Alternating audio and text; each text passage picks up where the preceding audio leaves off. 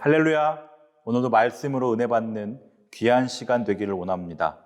시편 99편은 크게 세 부분으로 나누어집니다.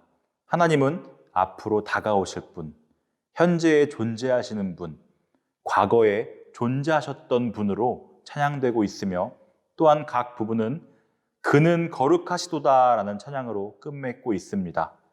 이렇게 하나님의 거룩하심을 집중적으로 찬양하고 있는데요. 우리는 함께 8절에 나타난 행한 대로 갚아주시는 축복, 이 주님의 거룩하심에 대해 나눠보려 합니다. 시편 기자는 하나님께 기도한 후 그 기도에 응답받은 인물로 모세와 아론, 사무엘을 언급합니다. 하나님께서 모세와 아론과 사무엘의 기도와 행위에 대해 어떻게 행하셨다고 하였냐면 8절입니다. 그들에게 응답하셨고 그들의 행한 대로 갚기는 하셨으나 그들을 용서하신 하나님이시니이다. 아멘. 이러한 시편 기자의 말은 모세와 아론과 사무엘의 기도를 하나님께서 응답하시는 은총을 베푸셨음에도 불구하고 모세와 아론은 하나님의 말씀에 거역한 무리바 사건으로 인해 약속의 땅에 들어가지 못하였으며 사무엘이 가정교육을 제대로 하지 못한 결과 이스라엘이 왕정시대로 접어들게 되었던 사건을 언급한 것입니다. 그러나 하나님께서 이처럼 그들의 행위에 대해 보응하셨음에도 불구하고 그들의 모든 죄를 사하셨다고 기록합니다. 그런데 이 기록은 단지 모세와 아론과 사무엘에게만 국한되지 않고 패역한 이스라엘 전체에 적용됩니다. 왜냐하면 시편 기자의 이 8절 기록이 비록 과거 시제로 되어 있지만 이스라엘의 역사를 암시하는 것이기 때문입니다.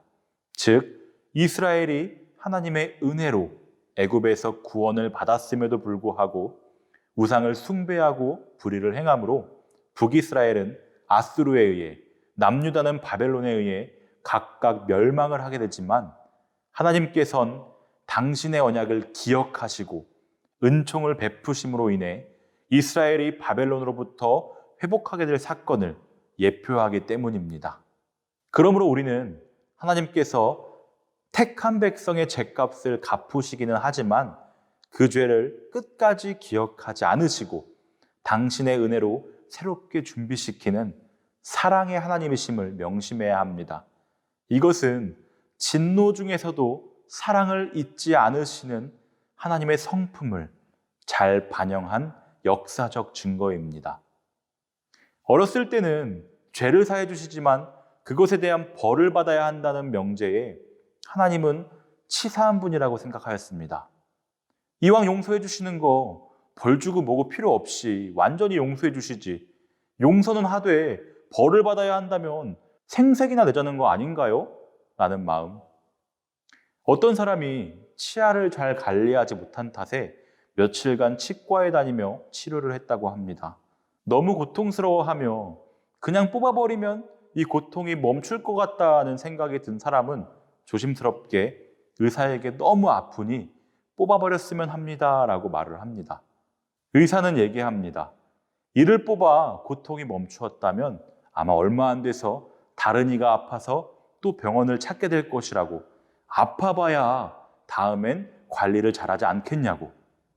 그 얘기를 하고 나서 의사가 이를 뽑아줬는데 언제 아팠냐는 듯 시원했다고 합니다. 우리가 죄를 짓자마자 하나님께서 흔적도 없이 용서하시면 우리는 죄 때문에 고민하지도 죄인지 아닌지도 모른 채 밥 먹듯이 죄를 지었을 것입니다. 오늘 말씀을 준비하다 보니 감사합니다라는 고백이 흘러나옵니다. 다시는 우리가 죄를 반복하지 않기를 바라시는, 그리고 잘못을 깨달아 알기를 바라시는 아버지의 마음. 오늘 본문을 원어 성경으로 보면 죄에 대한 벌을 받아야 한다는 말보다 그들을 용서하셨다는 사실이 앞에 나오고 있습니다.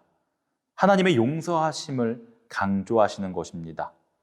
또한 그것도 모자라서 우리가 행한 죄에 대한 보응을 독생자에게 갚으시고 우리에게 생명을 주신 그 사랑. 오늘도 우리가 그 거룩하신 주님의 사랑을 노래하며 나아가는 기쁨의 한 날 되기를 축복합니다.